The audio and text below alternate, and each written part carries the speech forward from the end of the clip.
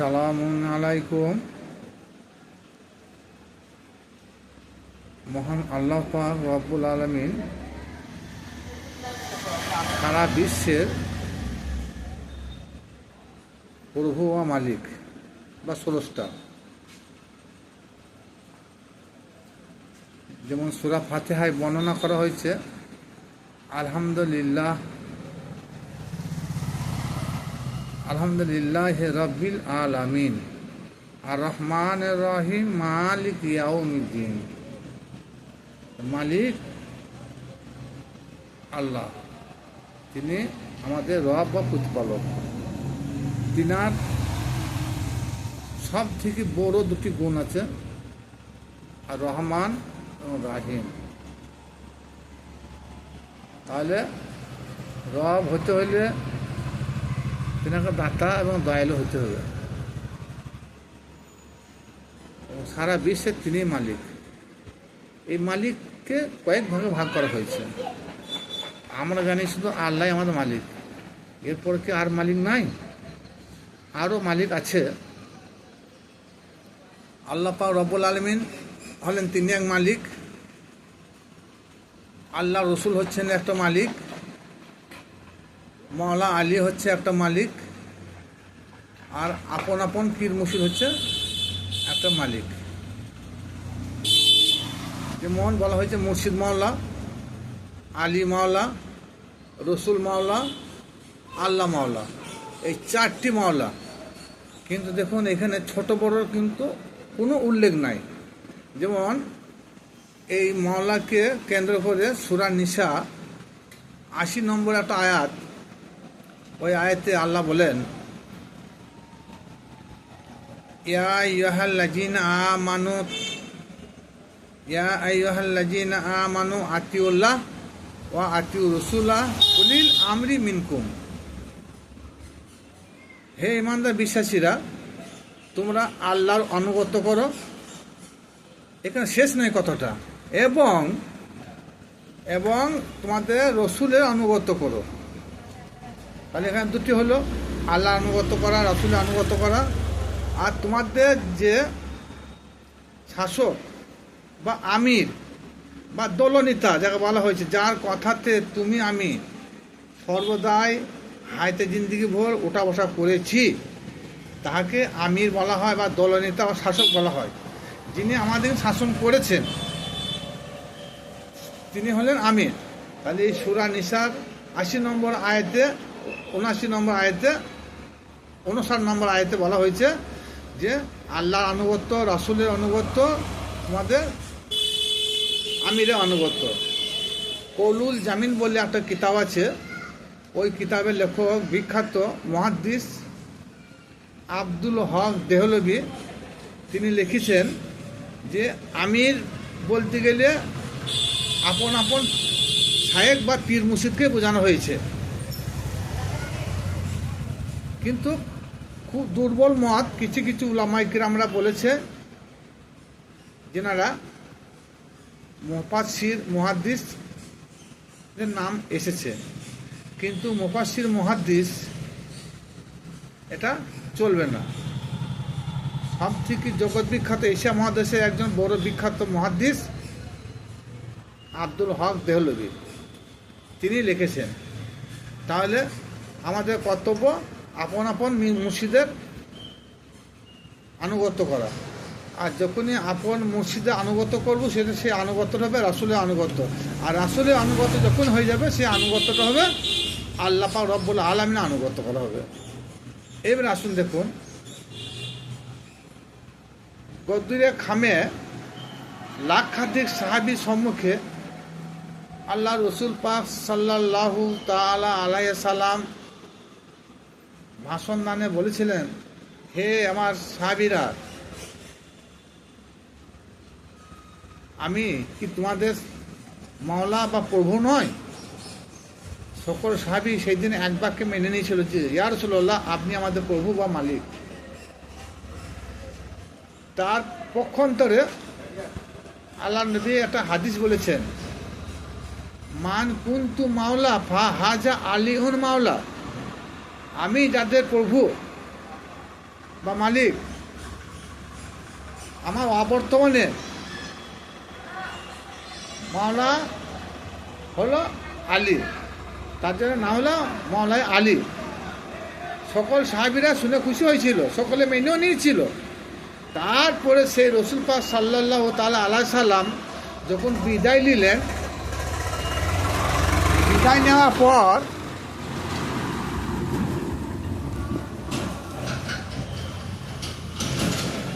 গদিতে কে বসলো? আবু বকর। দ্বিতীয় খলিফা কে হলো?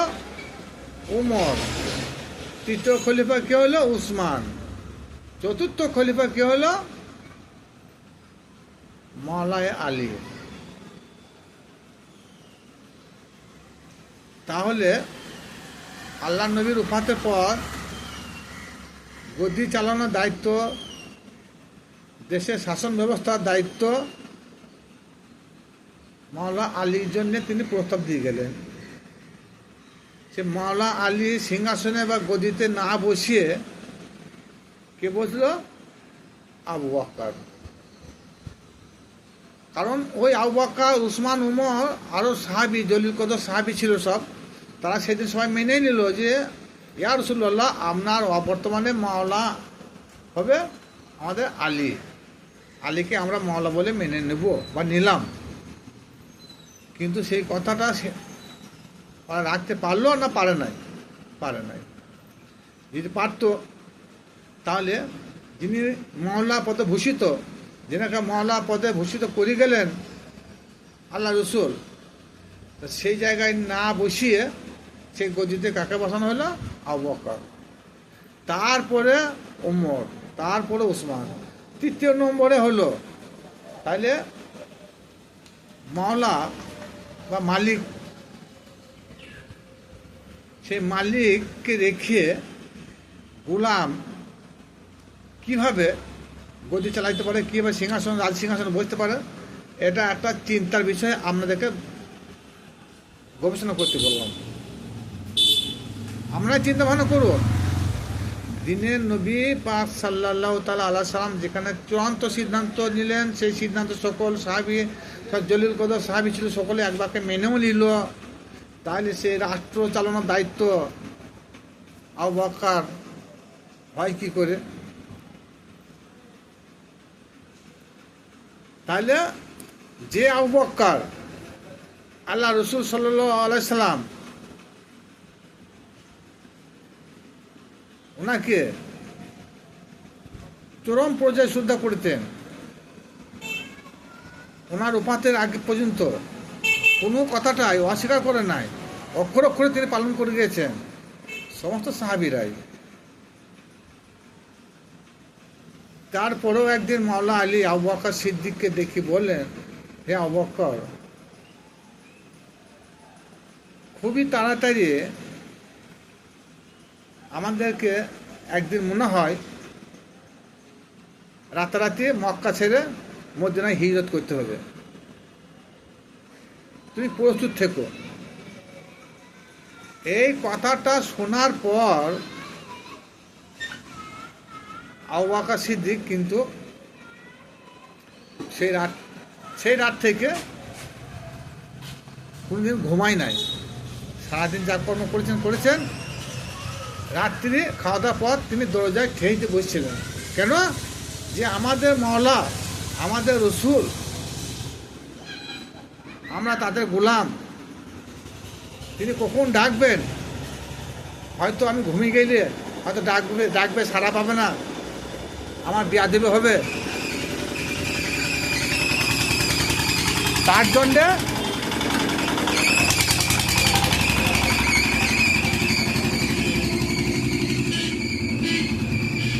জন্যে কি করলেন, তিনি প্রত্যহ রাত্রি খাওয়া দাওয়ার পর দরজায় হেলান দিয়ে বসে থাকতেন ঘন্টা পর ঘন্টা। কারণ যে রসুল পাক সাল্লাল্লাহু তাআলা আলাইহি সাল্লাম বলেছেন যে কোন দিন আমাদেরকে মক্কা ছেড়ে মদিনায় গমন করতে হবে, সেই দিনটা কবে আসবে জানি না, হয়তো ঘুমিয়ে যাব, আল্লাহ রসুল ডাকলে সেই ডাকে সাড়া দিতে পারবো না, অবমাননা করা হবে, গুনাহগার হব। তার জন্য তিনি জেগেছিলেন। সেই আবু বকর সিদ্দিক সেই আল্লাহ রসুলের কথা অক্ষরে অক্ষরে পালন করেছিলেন। অথচ যেদিনে মক্কা থেকে মদিনায় হিজরত করবেন, সেই রাতের মধ্যে হঠাৎ আল্লাহ রসুল উঠে এলেন, আবু বকর সিদ্দিকের দরজার কাছে দাঁড়ালেন, জিঞ্জারটা লড়ালেন, ঠক ঠক করলেন। আবু বকর সিদ্দিক একবার বলতেই না বলতে, ইয়া রাসূলুল্লাহ, আমি আপনার হুকুমে হাজির আছি। ওই তুমি ঘুমাও নাই? ইয়া রাসূলুল্লাহ, আমি সেই দিন থেকে ঘুমি নাই যেদিন থেকে আপনি আমাকে বলেছিলেন যে খুবই তাড়াতাড়ি মক্কা ছেড়ে মদিনায় আমাদের গমন করতে হবে। না জানি কোন দিনে কখন আপনি ডাকবেন, আমি ঘুমিয়ে যাব। হয়তো আপনার ডাক্তার ঠিক মতন সারা না দিতে পারি, বেয়াদবি হবে, আমার গুনাহ হবে, তার জন্য আমি কোনদিন ঘুমাই নাই। সেই আবু বকর সিদ্দিক শেষ জীবনে যে নবী বলে গেলেন যে আবু বকর, আমি কি তোমাদের প্রভু বা মাওলা নয়? তার সঙ্গে সমস্ত জলিল কত সাহাবী ছিল, সকলে মেনে নিয়েছিল। কিন্তু তিনার ওফাতের পর এই কথাটা আর স্মরণ রাখেন নাই। শুধু আবু বকর নয়, হাজার হাজার জলিল কত সাহাবী ছিল, কেউ সমর্থন করে নাই আলীকে। সবাই সমর্থন করলো আবু বকর, ওমর, উসমান এদেরকে। তাহলে চলতি কথা একটা আছে, যা শেষ ভালো তার সবই ভালো। আবু বকর, উসমান, ওমর আল্লাহর নবীর সঙ্গে অনেক কিছু করেছেন, উঠতে বসতে খেতে শুতে অভাব অভিযোগে সামিল হয়েছেন, কোনো কথার প্রত্যুত্তর করেন নাই, যাহা বলেছেন তাহাই তিনাদের শিরোধার্য ছিল। কিন্তু শয়তানের ধোকায় পড়ে, শয়তানের অশ্বাসায় পড়ে, গদির লোভে আল্লাহ নবী ওফাতকালে যে কথাটা বলে গেলেন, সেই কথাটা আর তেনারা কেউ রাখতে পারেন না। দেখুন, তারপরে শয়েক লক্ষ সাহাবীরা সবাই জানেন যে আলী হলো আল্লাহ নবী পর মাওলা, আমরা হলাম তেনাদের গোলাম। তো সেই খুতবাকালীন জুমার নামাজে, শুক্রবারের জুমার নামাজে খুতবা দেওয়া হয়, দেখবেন খুব খুব লক্ষ্য করবেন, সেই মাওলা আলীর নাম, তেনার আওলাদের নাম, আওলাদের রসুলের নাম প্রথম সারিতে হয় না। কাদের নাম হয়? আবু বকর, ওমর, উসমান ইত্যাদি।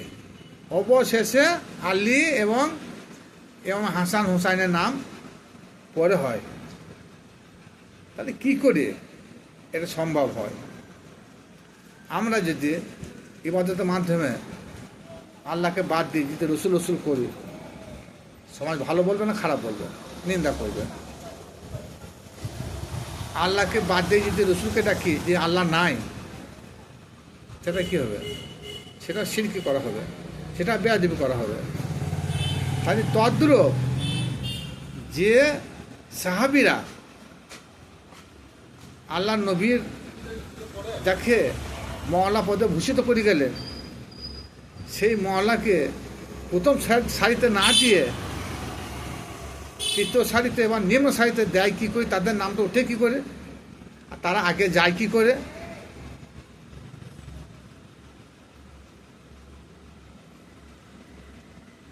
আলা হাজরাতের একটা মশাল আছে, তিনি উর্দুতে লিখেছেন,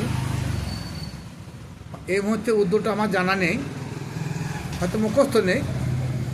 তিনি বলতে চেয়েছেন যে আল্লাহ রসুলের নসলে যারা তৈরি এবং তাদের বাল বাচ্চা, ছোট ছোট বাচ্চা কাচ্চা যাই থাকুক না কেন, তারা সকলেই নূর।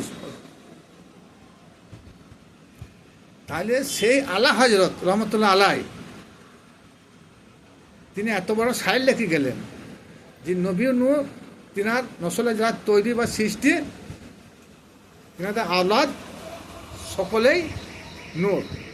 তা সেই নূরকে খুদবার বয়ে আগে না দিয়ে পেছনে দেয় কী করে? সেই নূরকে সিংহাসনে না বসিয়ে সে নূরের যারা গোলাম তাদেরকে সিংহাসনে বসাই কি করে? আমরা সবাই বলি আলা হযরত রহমতুল্লাহ আলাই, হ্যাঁ তিনি খুব মান্যগণ্য একজন লোক, তিনি একজন আল্লাহর ওলি, মেনে নিলাম, জানি।